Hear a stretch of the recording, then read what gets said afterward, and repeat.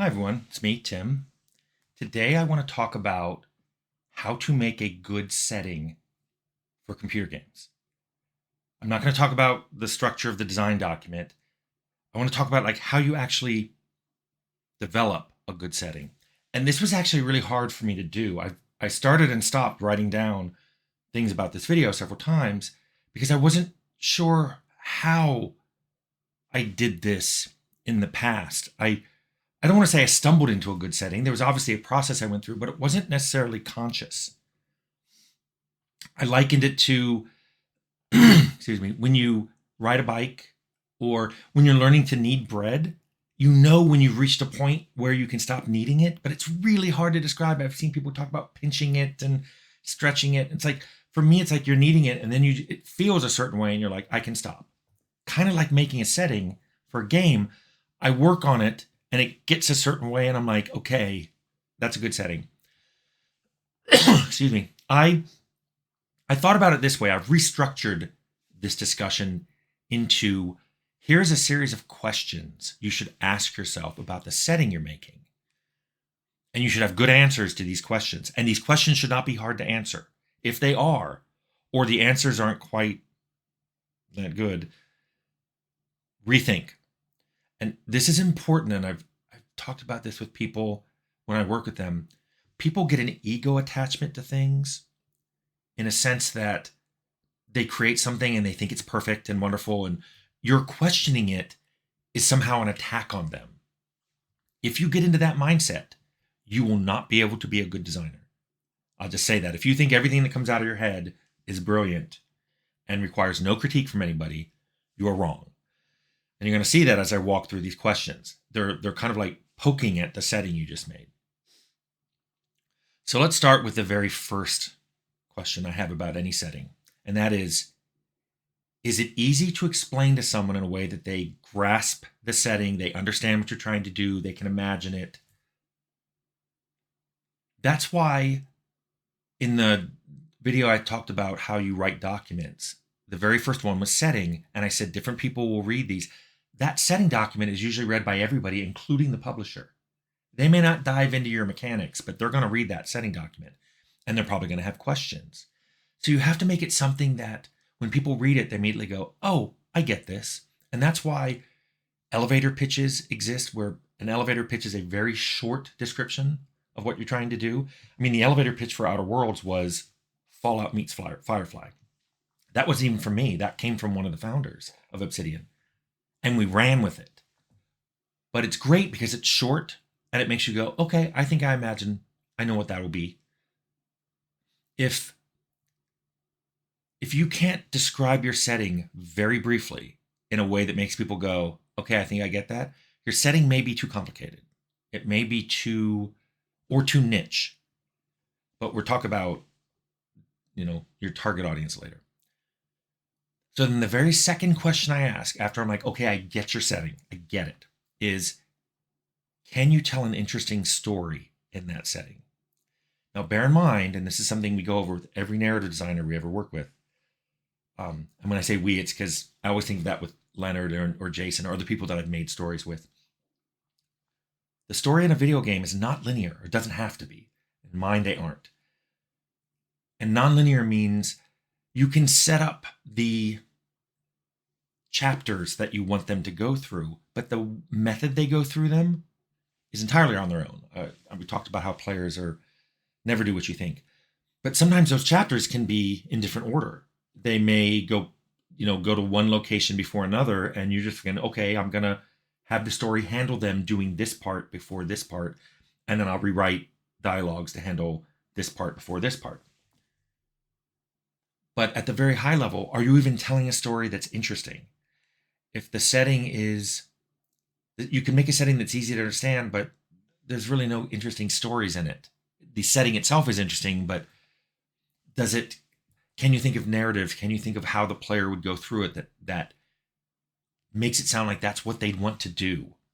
Part of that for me, and this is personal, is the setting reactive. So as the player does things in it, people change, situations change.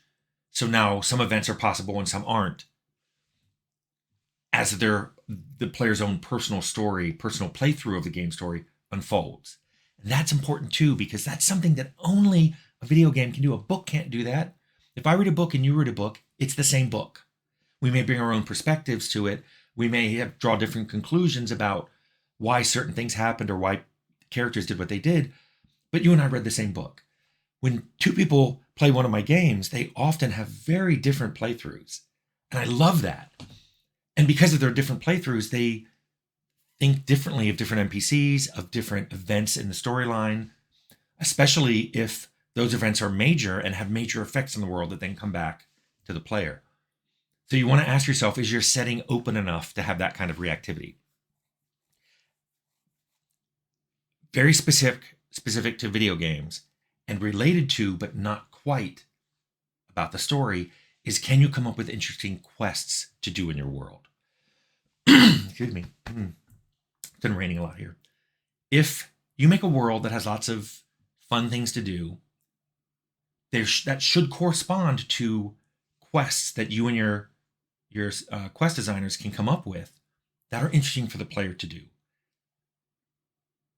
If you can't come up with those interesting quests, if everything in your world is go talk to Bob, then go talk to Mary, then take this widget to Susan, if that's all of your quests, I don't think you have a very interesting setting.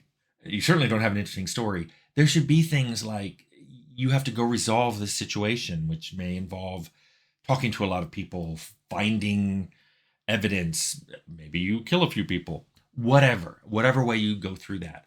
But that should be an interesting quest. Half of an interesting quest is figuring out how I want to solve it. When I'm led through a quest, it's like, oh, go talk to this person, then take this widget to this person, and then kill this person, and then go back and tell everybody you're done. That kind of bores me. So if your world supports a lot of different kinds of quests with their own solutions and reactivity, you're probably onto a good setting. Related to that, do you have interesting characters in your world? Do you have literally interesting NPCs? Whether they appear in cinematics or you can interact with them, they should be really interesting.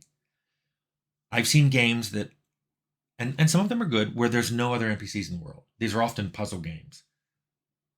But I see people make RPGs that there really aren't anybody else to interact with. Because of that, you lose a lot of depth in your game because NPCs are there to help advance the story, to show reactivity, and also just to be really interesting, and they help refine what the setting is because they're telling you things. In Outer Worlds, we had the companions chatter all the time to you, and because you could have two of them, they'd often chat back and forth with each other. And that was a great way of doing world building because they would say things that you might not even think to ask or you may not be noticing. But they notice it, they chat about it, you hear that and you go, oh, that's interesting.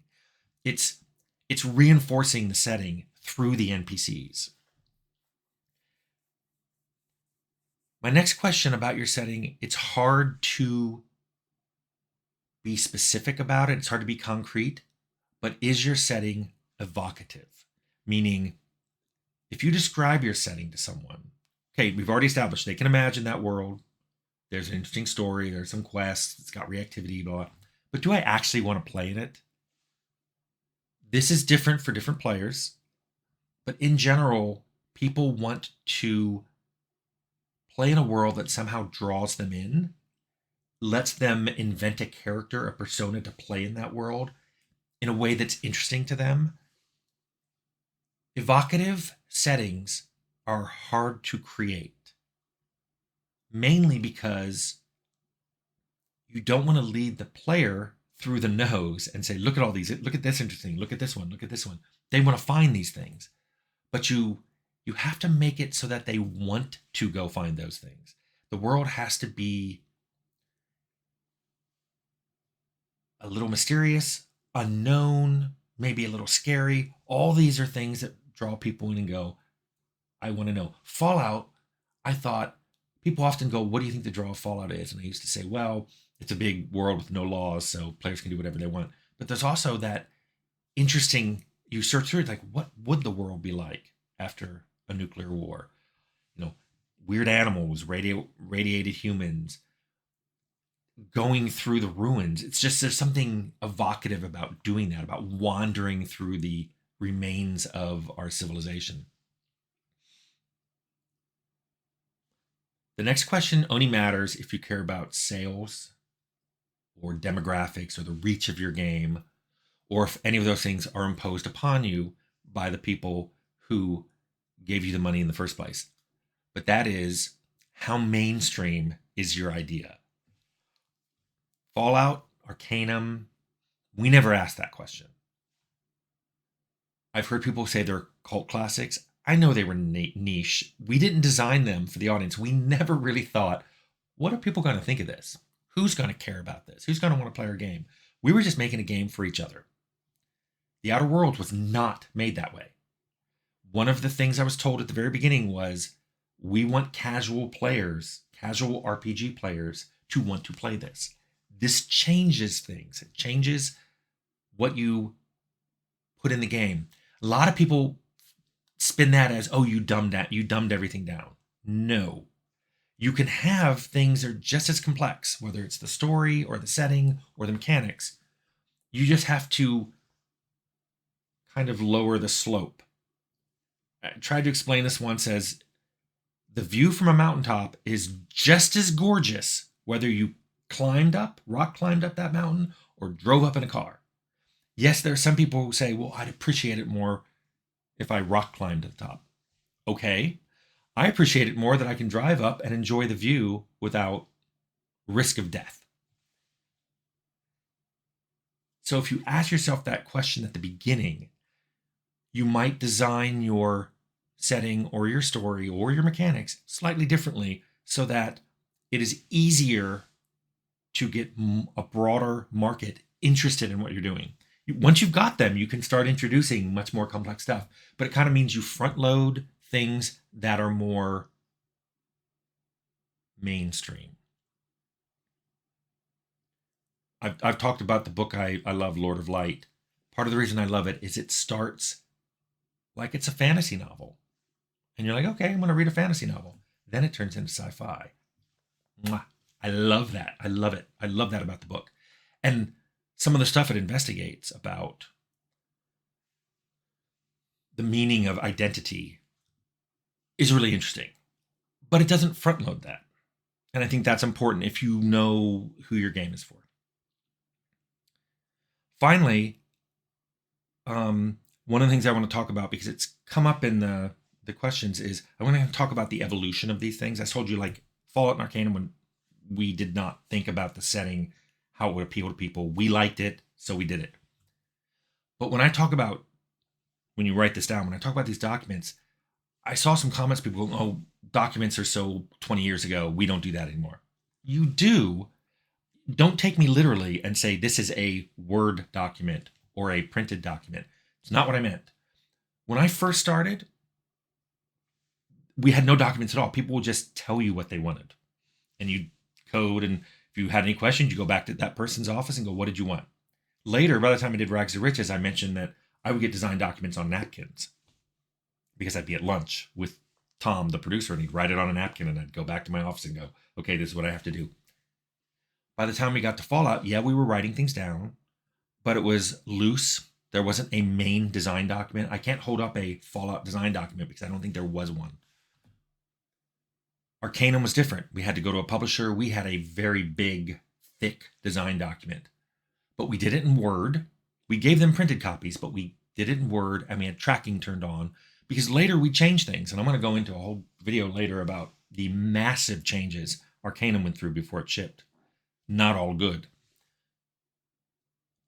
But that evolved over time. So finally, by the time I did Outer Worlds, the design document for that was a hierarchical, interlinked set of Confluence pages. So you would go and it would be like, here's introduction to Outer Worlds, and then you dive down, here are the system mechanics, here's combat, here's melee, here's two-handed melee. It would hierarchy like that. But within that would be links to all kinds of things. I'd be saying like, melee as opposed to ranged, here's a link to ranged, uses these rules. Here are the formulas these rules we use, and it goes off to another page. Here are the items that here are the skills like you use in melee, and here are the items that use those skills. Link, link, link. What's great about that is though Confluence pages automatically track changes, so you can look back at earlier versions, but because they're living documents that anybody can look at any time, if you have a meeting with a programmer and say, this is what I want Melee, two-handed Melee skill to be like, you can then send him the page. And he can read all about two-handed Melee. He can read about the context of it is inside of combat. He can read details about two-handed Melee, the items that are going to be marked as two-handed Melee weapons. And it just informs their code. I would highly recommend that even your setting documents be done like this. If you don't have access to Confluence, do it in Word, but keep tracking changes turned on. They will change as you ask these questions and you get answers, and you're open to get that. Like I said at the very beginning, don't be too attached to anything you make. You will make changes, and you want to track those for two reasons. One, it's interesting to go back and look and see what changed. But frequently people go, wait a minute, why don't we do this? And you're like, oh, well, we used to do that. And if you look, you can see the comments that people made and the reasons we changed it to this new way. Especially as people come on projects late, they may go, well, how come your setting doesn't include aliens? Or why doesn't your setting include hyper intelligent AI? It's like, well, we've made this conscious decision in the setting document. You can go read about it. So I think that's most of the ideas I have on process. Like I said, I started doing this back even before D&D. I made board games as a kid. The process of making a setting is hard for me to describe, but I think these questions will guide you into making a good setting. So I hope that helps.